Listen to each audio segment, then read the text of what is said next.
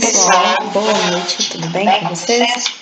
Bom, primeiramente eu gostaria de dizer que esse novo conteúdo, né, Introdução Botânica, ele vai ser dividido em 4 partes. Por quê? Nós temos 2 aulas por semana, tanto no matutino quanto no noturno. Na primeira aula, eu irei trabalhar a parte 1 e parte 2 desse conteúdo, e na segunda aula, no segundo momento, a parte 2 e a parte 3 e a parte 4. Ambas, no horário da aula, estarei à disposição de vocês para tirarmos dúvidas. Então, introdução botânica. Bom, a botânica, vocês sabem que é o estudo das plantas, dos diversos tipos de plantas, né? Que nós vamos também classificá-las, tá bom, pessoal?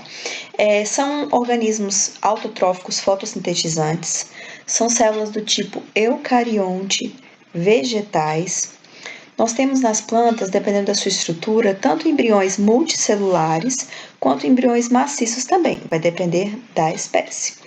Elas têm órgãos diferenciados, e quando eu falo em apomorfia e matrotrofia, apomorfia, pessoal, para qualquer gênero da biologia, vai fazer referência a uma característica mais recente, derivada de uma característica primitiva. Por exemplo, nós temos a classificação briófitas, pteridófitas, gimnospermas e angiospermas, que eu vou falar posteriormente com vocês.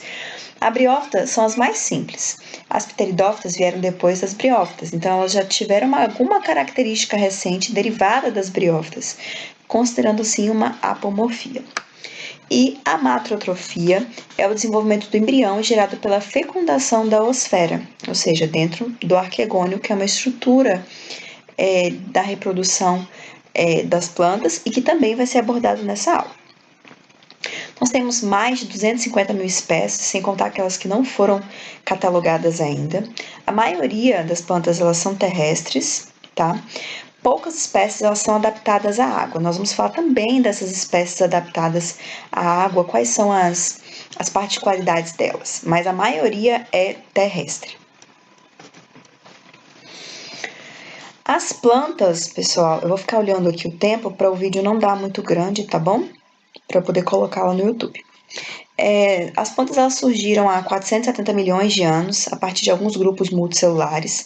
Essa aqui é a evolução das plantas, como já disse para vocês, algumas características de evolução. Tecido, né? Briófita bem simples, pteridófita já tem algo a mais do que as briófitas. Depois, vasos condutores de seiva, permitindo assim o crescimento em altura dessa planta. Presença de semente, e se tem semente, possivelmente pode ter flor e pode ter fruto.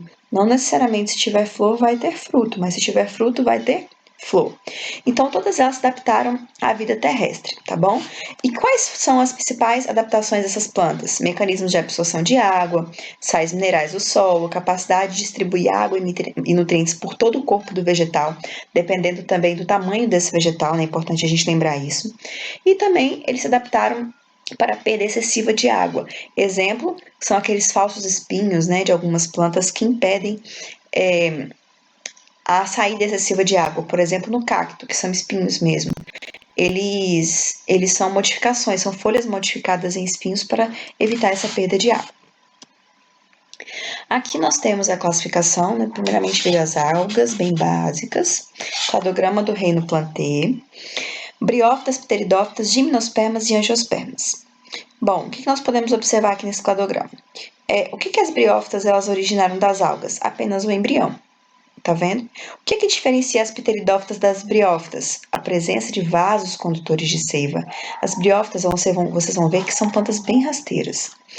As gimnospermas e as angiospermas já são espermatófitas, ou seja, elas podem conter, né, flor e frutos. Nós vamos ver dentro de cada uma delas também sobre esse assunto, tá?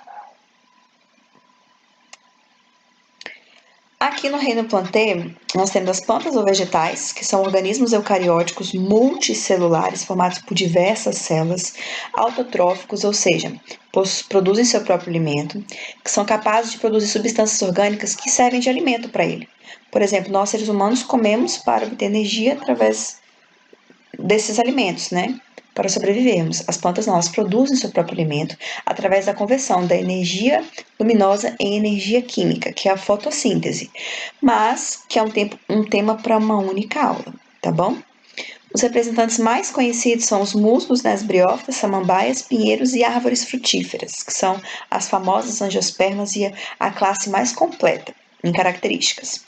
Diferença aqui de célula vegetal para animal, nós sabemos que são esses 3 fatores: presença de parede celular, plastos e também vacúolos, que não vai ter na célula animal, vai ter todas as outras organelas.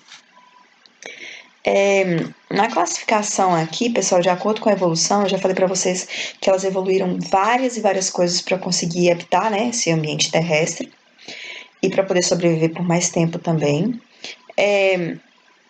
E elas desenvolveram, pessoal, no seu ciclo de vida, embriões maciços, né, que ficam dentro dos órgãos das plantas, que é essa que vai fazer a introdução sobre essa questão do embrião, que é a apomorfia, como eu disse para vocês, que vai gerar o quê? A apomorfia vai ser uma característica que foi herdada por uma outra classe em comum dessas plantas, tá bom? Que é também chamada de uma novidade evolutiva. Toda vez que eu tenho uma novidade evolutiva, uma evolução, pessoal, eu vou ter uma adaptação. Então, você já sabe que a apomorfia é herança de características, né, de grupos anteriores. Então, vai ser o que? Uma novidade evolutiva. Nós, seres humanos, nos adaptamos constantemente, evoluímos constantemente. Então, nós temos algumas novidades evolutivas que nos permitem ser mais aptos a viver no mundo hoje do que nossos ancestrais. Tudo bem? E eu digo há 100 anos atrás, 200 anos atrás. Espero que tenham compreendido. E aqui mostra essa diferença. São bem diferentes, mas com certeza essa classe ela tem algo derivado dessa, mesmo que seja um embrião, tá bom? Considerado então esse conceito como apomorfia. O ciclo de vida ele pode ser haploide ou pode ser diploide, né? Ele pode formar gametas ou podem ser apenas por esporos essa reprodução. Reprodução por via de esporo vai ser muito mais simples, tá bom? Que vai ser compartilhado por diversos grupos, que nós vamos ver dentro dos grupos quando estudarmos a classificação: briófita, pteridófita, gimnosperma e angiosperma. Aqui eu vou fazer uma breve introdução, só um momento. Aqui eu vou fazer uma breve introdução da reprodução das nossas plantinhas, demonstrando aqui que eu posso ter gametas, né? Precisando então de um gameta feminino e masculino vindo das plantas. E também para formar um ser diploide, assim como nós, seres humanos, né? E tem também a origem do esporo, que ele vai ser um gameta haploide, só precisa daquele esporo para ver essa fecundação, pessoal. E eu vou explicar direitinho isso para vocês. Zigoto logo teve a participação de gametas diferentes, tá bom? Já os esporos você vai disseminando, a planta vai disseminando e produzindo esses esporos para a sua reprodução, por meio da mitose. Aqui é mais um esquema do ciclo de vida de alternância, né? Então, ela pode alternar tanto para o esporófito quanto para o gametófito, ou seja, pode ter as duas formas nesse vegetal, tá bom? Então, que vai ser o conteúdo para a nossa segunda parte dessa primeira aula. Muito obrigada e até logo mais!